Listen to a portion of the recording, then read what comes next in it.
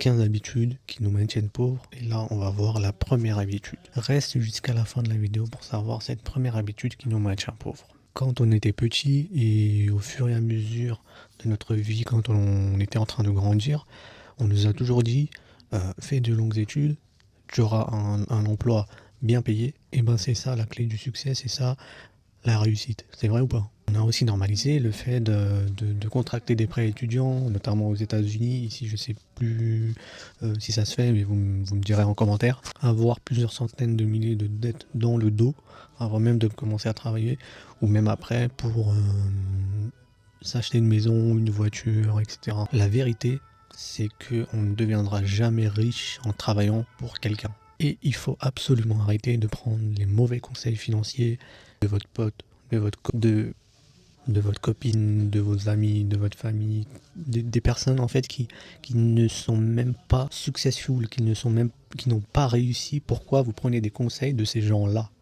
Ils vont vous dire prenez des crédits, ils vont vous dire travaillez bien à l'école, ils vont vous dire prenez un CDI. C'est ça la réussite. Visualisez là où vous souhaitez être et allez parler aux personnes qui sont là où vous voulez être vous. En ne faisant pas cela, tu vas t'entourer de personnes qui vont devenir des amis et tu n'es pas sans savoir que tu es la moyenne des 5 personnes qui t'entourent. Et partant du principe que ces 5 personnes sont fauchées, sont toutes pauvres, devine qui sera la 6e? Malheureusement, ça va être toi, ça va être moi, ça va être nous. Tu dois prendre des responsabilités sur ta situation, même si le jeu est truqué contre toi. Trouve le moyen d'échapper le système via des compétences qui ont des valeurs économiques. Il est sûr que si tu sais juste retourner des burgers, tu vas pas aller loin. Il y a 2 façons d'augmenter ta valeur et ces 2 façons sont liées entre elles. La première, c'est de savoir quelles sont tes compétences actuelles.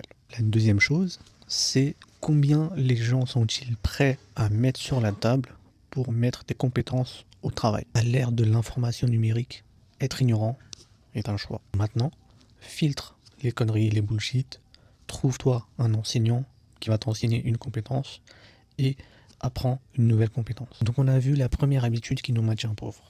Pour voir la deuxième habitude, abonne-toi à ce compte et reste branché pour la deuxième habitude qui nous maintient pauvres. C'était Adnan, si t'es resté jusqu'au bout, je te remercie et on se dit à la prochaine.